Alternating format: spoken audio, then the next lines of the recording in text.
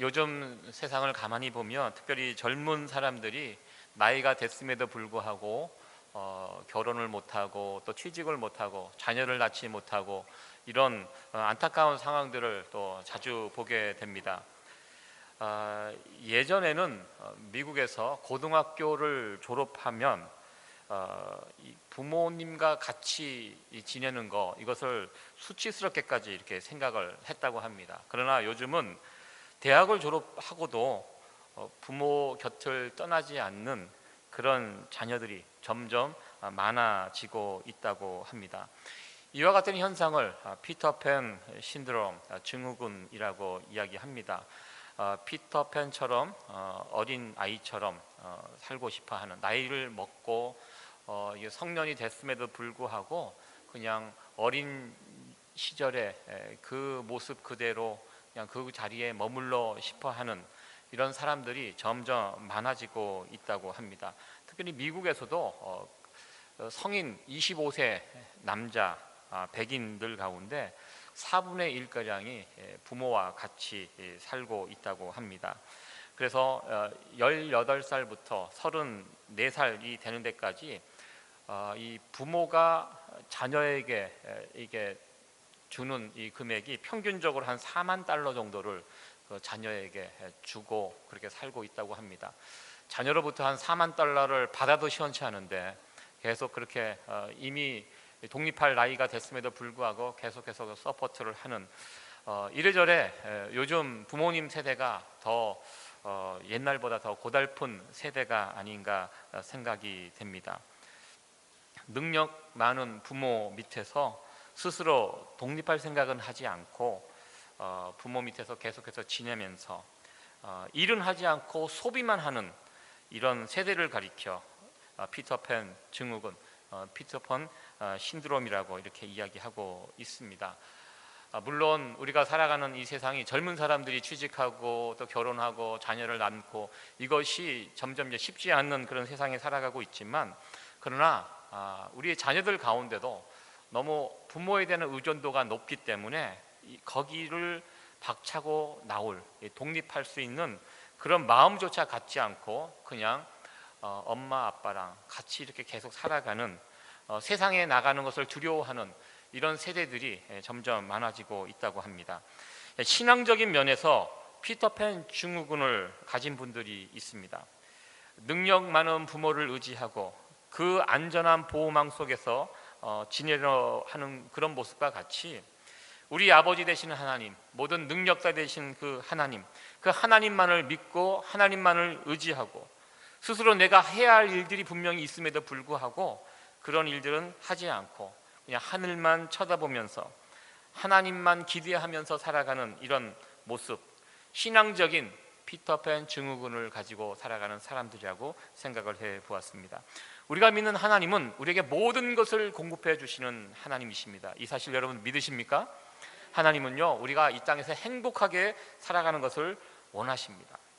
그러나 동시에 하나님은 우리가 이 땅을 살아갈 때 책임감 없이 그냥 하늘만 바라보고 아무것도 하지 않고 필요한 것이 있으면 쪼르르 하나님께 달려와서 하나님 앞에 구하고 때를 쓰고 메어 달리는 그런 연약한 사람으로 살아가는 것을 우리 하나님은 원치 않으신다는 것입니다.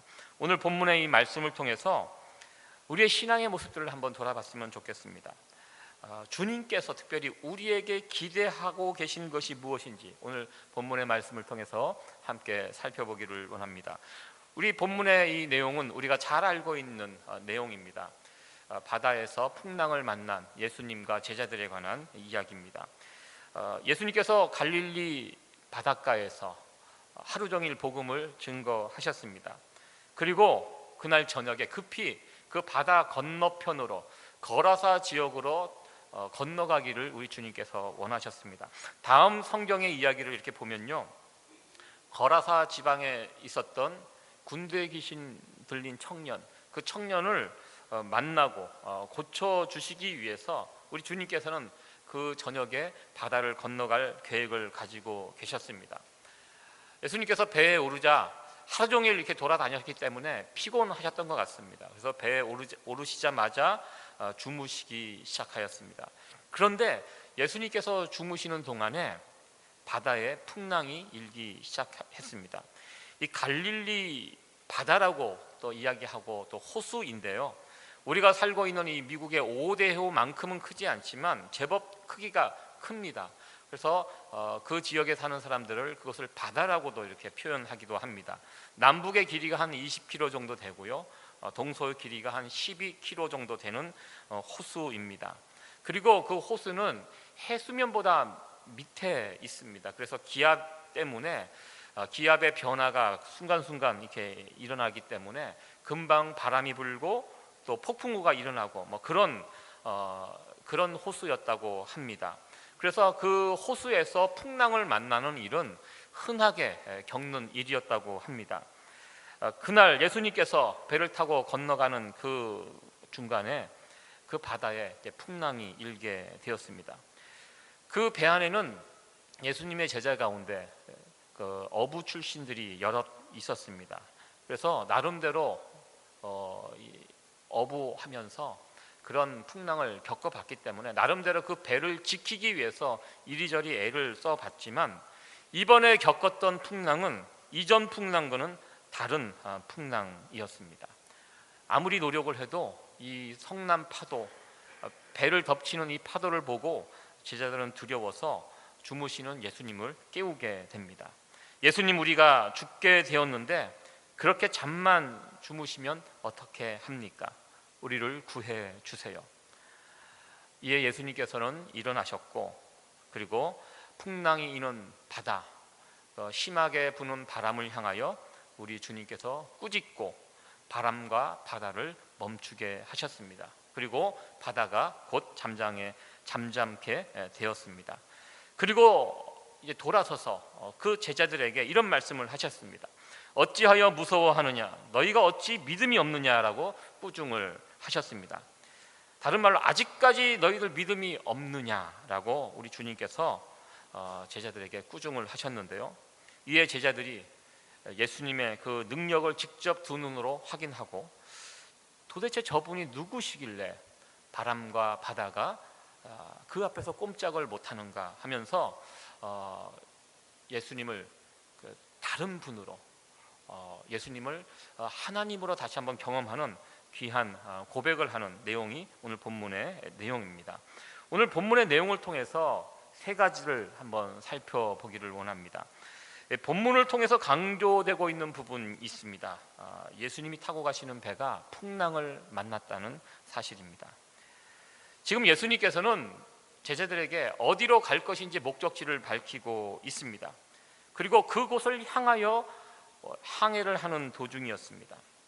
배를 타고 풍랑을 만나는 경우가 성경에 여러 번 나와 있습니다. 대표적으로 요나서에도 비슷한 장면이 나오고 있습니다. 그러나 요나가 만났던 이 풍랑은 예수님이 만났던 풍랑과는 다른 성격입니다. 하나님께서 요나에게 니느웨에 가서 복음을 증거하라고 명령을 했는데 이 요나가 하나님의 명령을 싫어했습니다. 그래서 니느웨로 가는 것이 아니라 정반대인 다시스로 도망을 치게 됩니다. 그래서 다시스로 가는 배를 타고 정반대로 도망을 치는 가운데 그 가운데 바닷속에서 큰 폭풍을 만나게 됩니다. 요나가 만났던 이 풍랑, 이 폭풍은 충분히 이해가 가는, 설명이 가능한 풍랑입니다. 왜? 하나님의 명령을 거절하고 도망치는 요나에게 하나님은 이런 풍랑을 통해서, 폭풍을 통해서 어떠한 메시지를 요나에게 주시기를 원했기 때문입니다. 그러나 예수님이 타고 가는 이 배에, 그가 예수님이 만났던 이 풍랑은 요나의 경우와는 다르다는 것입니다. 분명한 목적을 가지고 출발하셨고, 예수님께서 지금 거라사 지방에 있는 군대 귀신 들린 청년을 만나기 위해서 지금 급히 그곳을 향해서 지금 가고 있는 도중이었는데요, 분명히 예수님의 말씀대로 출발했는데 그 가는 도중에 이 배는 풍랑을 만나게 되었다는 것입니다. 기복신앙이라는 말 우리가 잘 듣고 있습니다. 하나님을 믿으면 복 받는다, 예수 믿으면 잘 된다, 만사 형통한다. 이런 생각이 우리 기독교인들 간근에 은근히 이렇게 퍼져 있는 것 같습니다. 물론 예수 믿고 잘 되는 경우 많이 있습니다.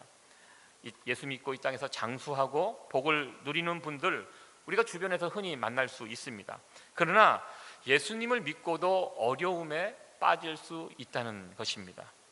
예수님을 믿어도 사업에 실패할 수 있고요, 병에 걸릴 수도 있고요, 교통사고를 만날 수도 있고 또 천재지변을 만날 수도 있다는 것입니다. 우리 세이비어 교회, 우리 같이 이렇게 교회를 섬기고 있는데요, 우리 교회에 이렇게 오시면 사업도 잘 되고 아픈 병도 낫고 자녀들도 다 잘 되고 어려운 문제들도 다 해결되고, 정말 저는 그렇게 되기 위해서 기도합니다. 날마다 기도합니다. 그러나 여러분들 모든 일들이 다 이렇게 잘 풀려가고 계십니까? 여기서 아멘 하시면 안 됩니다. 정말 그렇게 되기를 원합니다. 저는 목회자로서 우리 성도님들이 이 땅에서 잘 되기를 간절히 원합니다. 그러나 우리가 이렇게 교회를 다니고 신앙생활을 하더라도 그렇지 않을 경우가 또 많다는 것입니다. 교회 다니지 않는 사람들이나 교회 다니는 사람이나 별반 우리가 겪는 어려움들이 별 차이가 없다는 것입니다. 우리들도 똑같이 그런 문제를 겪을 수 있다는 것입니다. 제가 이 그림을, 오늘 본문에 나온 이 그림을 준비했습니다. 이 그림이 어디에 있냐면 저희 집에 걸려 있는 그림입니다. 제가 10년도 더 된 것 같아요. 어느 집에 이 액자 가게를 하는 집에 신방을 갔는데, 그때 목사님들이 이제 신방을 갔는데 신방 예배를 끝나고 그 주인께서 그 그림을 선물로 주시겠다고 해서 주셨습니다. 그림이 포장이 돼 있어서 그 안에 어떤 그림이 있는지를 모르고 또 우리가 그때 이제 기도하는 마음으로 하나씩 이렇게 뽑아 갖고 가지고 와서 집에 이제 풀러 보니까 이런 그림이었습니다. 어떤 그림입니까? 풍랑이 이는 배, 그리고 예수님과 제자들, 파도 타는 그림은 아닙니다. 지금 파도에 고생하고 있는 이 그림. 그래서 정말 이 그림을 집에 이렇게 걸어 놓은 다음부터 늘 저희 집에 이런저런 풍랑이 일고 있습니다. 그래서 제가 그때 선물을 잘못 골랐다고 이렇게 생각을 하고, 혹시 여러분들 이 그림이 마음에 드시면 제가 드리겠습니다. 그래서 이 그림에 능력이 있더라고요. 효용이 있습니다. 정말 이런 일들이 제가 살아가면서 이런저런 일들을 겪게 됩니다. 사실 문제가 없이 살아가는 사람들은 이 땅에 아무도 없습니다. 여기 혹시 나는 지금 아무 문제가 없다, 혹시 이런 분들 계십니까? 대답하실까 봐 정말 걱정이 되는데요. 네. 만약에 그런 분이 계시다면 여기 안 계십니다. 그런 분들은 여기 있을 수가 없습니다. 주님을 잘 믿는다고 해서 이런저런 문제들이 우리를 피해가거나 모든 것이 다 해결되고 이런 것이 아니라는 것입니다. 주님이 타고 가는 배도 풍랑을 만났습니다. 주님을 잘 믿고 살아가는 우리들도 풍랑을 만날 수 있다는 사실, 이 사실을 우리는 알게 됩니다. 두 번째로 이 본문의 내용을 통해서 우리가 볼 수 있는 것은 큰 풍랑을 만났을 때 제자들의 모습입니다. 제자들은 큰 풍랑을 만나 두려워하며 잠들어 있는 우리 주님을 깨우게 됩니다. 그러자 우리 주님께서는 잠에서 깨어나 일어나셔서 그 큰 파도와 바람을 잔잔케 해 주셨습니다. 먼저 제자들은요, 예수님을 향한 기대감을 가지고 있었다는 것입니다. 제자들은 큰 어려움을 만났을 때 예수님을 향한 기대감을 가지고 예수님을 흔들어 깨웠습니다. 제자들 가운데 이 바다에서 잔뼈가 굴렀던 사람들이 여럿 있었습니다. 그런 파도와 바람과 계속해서 싸우면서 살았던 그 제자들이었습니다. 그러나 이번에 만난 이 풍랑은 그 이전 자신들이 경험했던 그런 것과는 다른 풍랑이었습니다. 그래서 어떤 한계 상황에 부딪히자 제자들이 할 수 있는 일, 주무시는 예수님을 흔들어 깨우는 일이었습니다. 절망의 자리, 고통의 자리 가운데 문득 내 옆에 계신 주님, 그 주님을 기억하고 주님을 흔들어 깨우는, 그래서 주님께 도움을 호소하는 것은 절대로 잘못된 태도가 아니라는 것입니다. 우리는 그러한 과정을 통해서 다시 한번 예수님이 누구인지, 예수님의 능력을 그러한 과정을 통해서 우리는 체험하고 또 경험하게 됩니다. 가장 안타까운 모습이 있습니다. 교회 다니고 신앙생활은 하는데, 교회에 나와서 하나님께 나와 예배를 드리고 있는데 하나님을 향한 아무런 기대감 없이 앉아있는 그런 분들이 있다는 것입니다. 우리가 하나님께 예배 드릴 때 하나님을 향한 기대감 없이 예배 드리는 그 예배는요, 죽은 예배라고 저는 생각합니다. 그런 모습 속에서는 하나님의 어떠한 역사도 능력도 체험할 수 없다는 것입니다. 하나님을 기대하는 모습, 저는 이게 벌써 눈빛만 봐도 알아요. 여러분들 한번 우리 하나님을 간절히 기대하는 그런 눈빛으로 우리 함께 서로 옆 사람들과 인사 나눴으면 좋겠습니다. 하나님을 기대합니다. 네, 정말 기대하는 눈빛으로 그렇게 주고받았으면 좋겠습니다. 우리가 살다 보면요, 이런저런 어려운 일들을 만나게 됩니다. 그냥 이런저런 어려움, 고난과 그런 시험들이 그냥 고난과 시험으로 끝나면 안 된다는 것입니다. 제자들이 경험했던 그 예수님, 그 큰 문제와 시험을 통해서 그 살아계신 하나님을 경험할 수 있는 그런 그 경험을 할 수 있는 저와 여러분들이 될 수 있기를 간절히 소원합니다. 이러한 기대감을 가지고 날마다 우리 주님을 깨우고 찾을 수 있는 저와 여러분들이 될 수 있기를 간절히 소원합니다. 세 번째로 우리가 살펴볼 것은 예수님께서 제자들을 책망하셨던 그 부분입니다. 지금 큰 어려움을 당한 제자들이 주님을 향한 기대를 가지고 예수님을 깨우게 됩니다.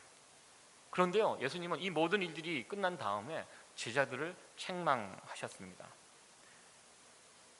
예수님께서는 잠에서 깨어서 일어나신 다음에 큰 바다와 바람을 잔잔케 하셨습니다.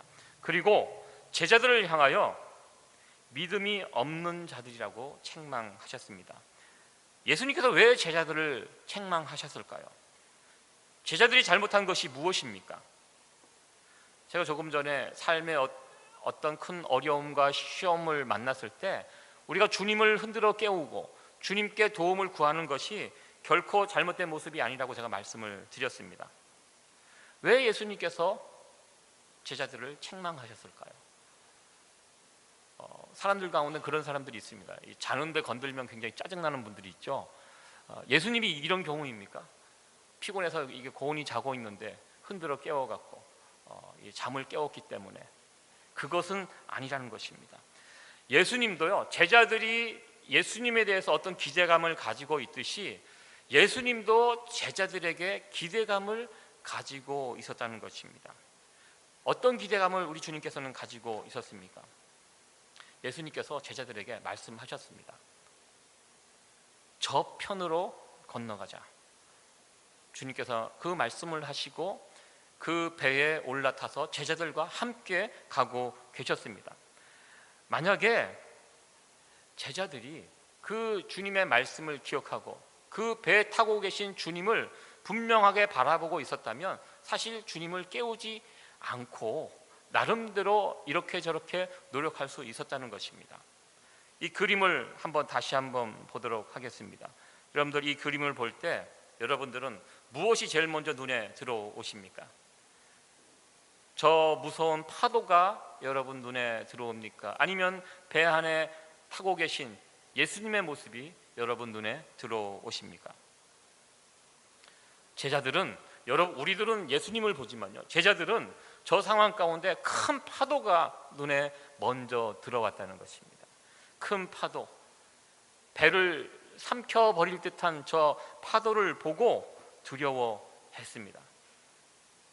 제자들이 조금만 생각을 더 할 수 있었더라면 저 거친 풍랑을, 저 파도를 바라보는 것이 아니라 저 큰 파도 속에서 그럼에도 불구하고 배 안에서 곤히 주무시는, 평안히 주무시는 예수님의 얼굴을 보았다면 제자들은 예수님을 그렇게 급하게 두려움에 빠져서 깨우지 않았을 것이라고 생각을 해 보았습니다.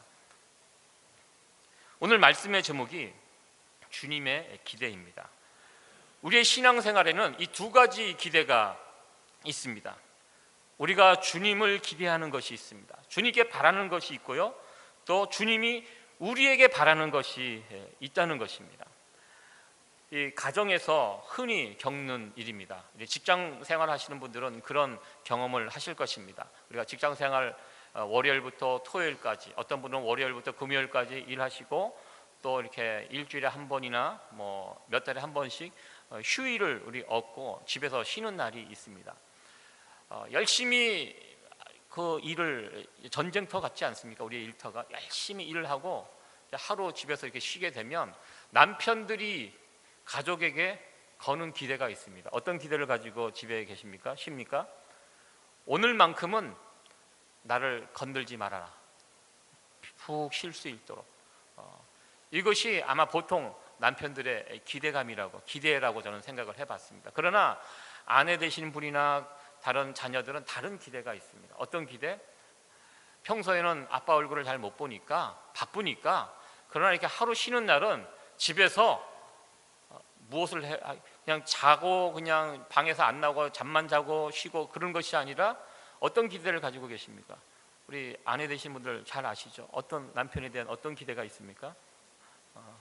집에 집안일도 좀 도와주고 청소도 하고 밖에 잔디도 깎고 아이들하고도 놀아주고, 이런 기대 목록을 이렇게 들어보니까 차라리 직장에 가서 일하는 게 더 편하시죠. 네. 이런 기대가 있다는 것입니다. 서로의 기대가 있다는 것입니다. 가정이요, 평안하려면 이 서로의 기대를 잘 조정할 수 있어야 한다는 것입니다. 너무 한쪽의 기대만 일방적으로 주장하고 그것을 밀어붙이게 되면 그 가정에 평화가 깨지고 또 어려움이 올 수 있다는 것입니다. 우리의 신앙생활도 마찬가지라고 생각을 해보았습니다. 우리가 주님을 향한 기대가 있고요, 주님이 우리를 향하신 기대가 있다는 것입니다. 우리가 신앙생활을 할 때 주님이 우리에게 향하신 그 기대를 계산하지 않으면요, 우리의 신앙생활은 이상하게 됩니다. 그냥 이기적인 신앙이 되고요, 편파적이 되고, 그리고 기복적인 신앙으로 흘러갈 수밖에 없다는 것입니다. 우리가 하나님께 기대하는, 그리고 소원하는 그런 것들이 있습니다. 우리가 그것을 기도합니다.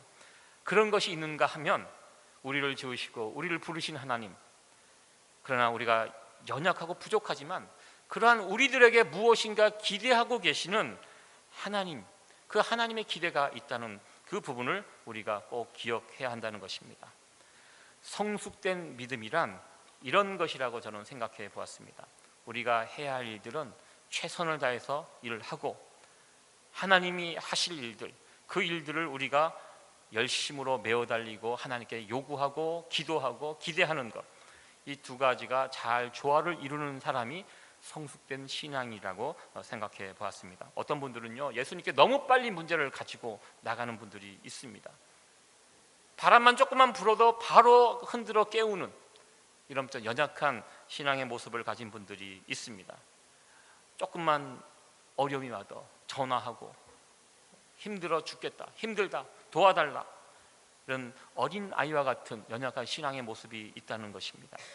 주님을 향한 믿음을 가지고 그 자리에서 버틸 수 있는데 너무 쉽게 포기해버리는, 모든 문제를 우리 주님이 다 해결해 주기를 원하는, 기도하며 메어 달리는 그것만 하는 분들이 있다는 것입니다.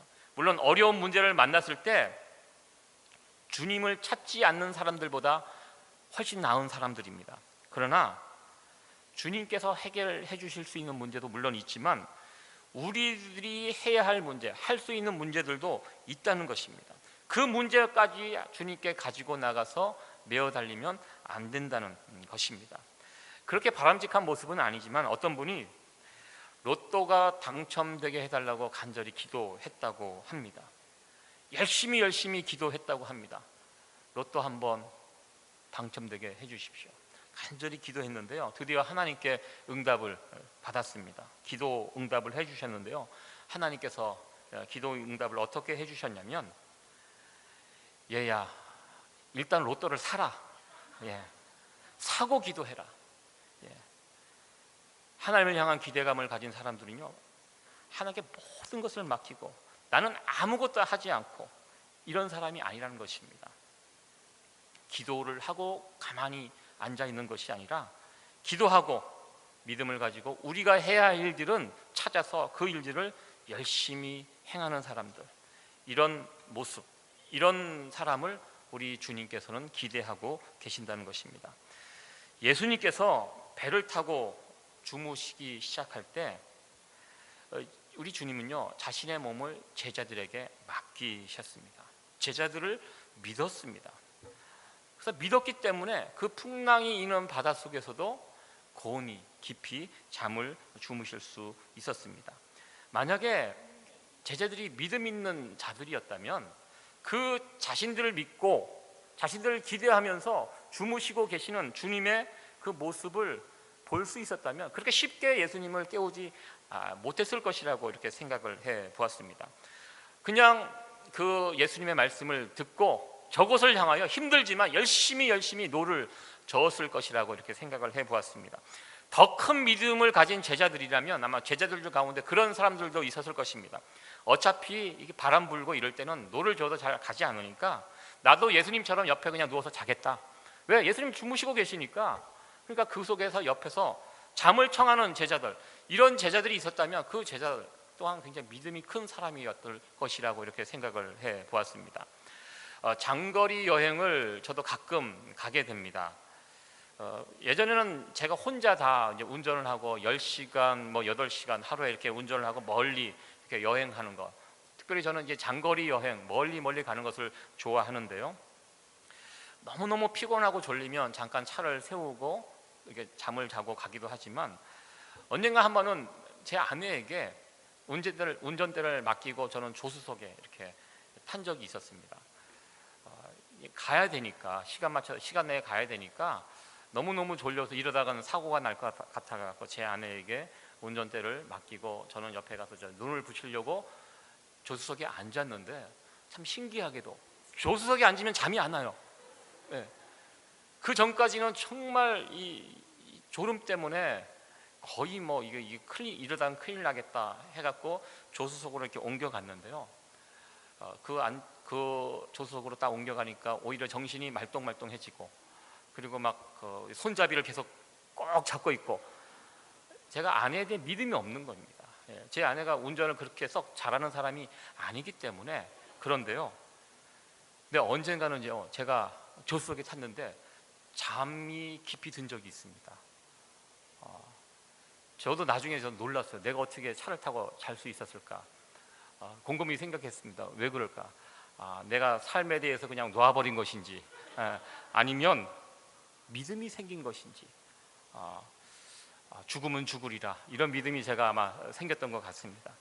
근데 중요한 것은요, 항상 뒤에 타고 가는 아이들은 누가 운전하든 그냥 자요. 그런 면에서 아이들이 믿음이 더 큰 것 같습니다. 우리가 타고 가는 이 배에 우리 주님이 타고 계십니다. 여러분 이 사실을 믿으십니까? 네. 지금 우리가 타고 가는 이 가정이라는 배, 그리고 우리 교회라는 배, 우리 사업체라는 배에 우리 주님께서 함께 계신다면 우리는 절대로 망하지 않는다는 것입니다.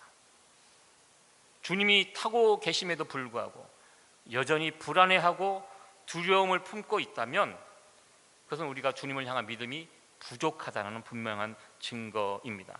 제자들이 들었던 이 책망, 믿음이 없는 자들아라는 책망, 이 책망을 주님으로부터 우리는 들을 수밖에 없다는 것입니다. 만약에 예수님 없이 그 배에서 그런 풍랑을 만났다면 대단히 무섭고 위험한 상황일 것입니다. 그러나 아무리 사나운 풍랑이 일어나도 배를 덮쳐와도 그 배 안에 예수님이 타고 계시다면, 예수님과 함께 하고 있다면 그 배는 안전합니다. 여러분 이 사실을 믿으십니까?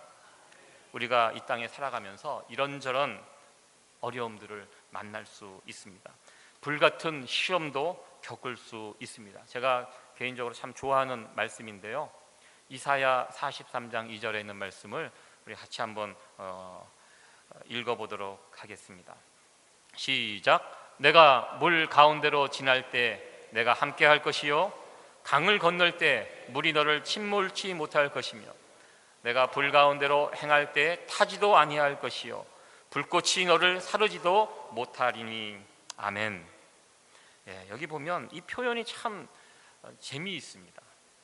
물, 불 이 두 가지가 나오는데요, 우리가 하나님께서 물 가운데, 불 가운데, 물과 불을 피하게 하실 수 있습니다. 물과 불이 있으면 이게 돌아가게 해주실 수 있는데 이 성경 본문에 보면 그렇게 설명하지 않습니다.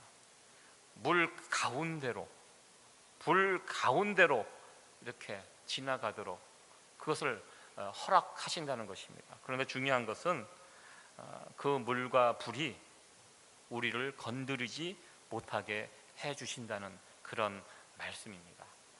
말씀을 정리하도록 하겠습니다. 인생을 비유할 때 배를 타고 바다를 건너가는 항해로 비유를 하게 됩니다. 이 갈릴리 바다의 지형적인 특징, 갑자기 바람이 불고 갑자기 파도가 높아지고 예기치 못한 일들을 만나게 되는 그런 일들이 자주 일어나는 바다입니다. 어쩌면 이것은 우리의 삶의 모습과도 같습니다. 우리가 살아가는 환경이 좀 나아지기를 바라지만 우리가 여기까지 살아오셨지 않습니까? 이게 점점 나아지면 좋겠는데 그러지 않는 경우가 훨씬 많다는 것입니다. 우리가 늘 듣는 이야기가 있습니다. 경제가 어렵다. 가만히 생각해 보십시오. 경제가 언제부터 어려웠습니까? 전 초등학교 때부터 계속 이 이야기를 들었습니다. 계속 어렵다고. 그리고 지난 다음에는 그때가 좋았다고, 오히려 그때가 좋았다는 이런 이야기를 계속 듣게 됩니다. 지금 우리가 살아가고 있는 이 미국 땅, 특별히 이민자로 살아가는 우리들 어렵습니다. 사업적인 환경도 점점 어려워져 가고 있습니다. 우리의 조국 대한민국의 상황은 어떻습니까? 더 어렵습니다. 위험합니다. 위태합니다. 그런데요, 저는 지금까지 우리를 인도하시고 붙드신 그 하나님의 모습을 돌아보면서 저는 믿는 것이 있습니다. 그렇지만 우리는 망하지 않을 것입니다. 그러기 위해서 우리가 놓치지 말아야 될 것이 있습니다. 지금 우리가 타고 가는 이 배에 예수님이 계시다는 사실을 굳게 붙드는 일입니다. 우리가 살다 보면 이런저런 문제를 만나게 되는데요, 그런 문제가 다가왔을 때 폭풍우를 잔잔케 해주시는 그 주님을 다시 찾아가시고 그 주님을 깨우시고 그 주님의 도움을 구하시기 바랍니다. 그리고 더 한 가지 우리가 기억할 것은 이 배에 타고 계신 주님은 우리에게 기대감을 가지고 있다는 것입니다. 여러분들, 주님을 너무 쉽게 깨우지 마시고요, 주님께서 우리를 지켜보고 계십니다. 주님을 향한 그 믿음을 가지고 내가 얼마큼 저 세상을 향하여 노를 힘껏 저어가고 있는지, 이것을 우리 주님께서 우리에게 기대하고 계시다는 것입니다. 우리가 주님의 말씀을 기억하고 주님과 함께 우리에게 다가오는 그 폭풍우를 향하여 힘껏 노를 저어가는 모습, 그 세상과 싸워가는 그 모습을 보여줄 수 있는, 또 그러다가 정 힘들면 그때 주님을 부르고 주님께 우리의 문제를 맡겨도 충분합니다. 그렇게 하면서 우리의 문제를 해결해 주시는 그 하나님, 살아계신 하나님, 그 능력의 하나님을 다시 한번 우리가 깊이 체험할 수 있는 그런 저와 여러분들이 될 수 있기를 간절히 소원합니다. 기도하시겠습니다.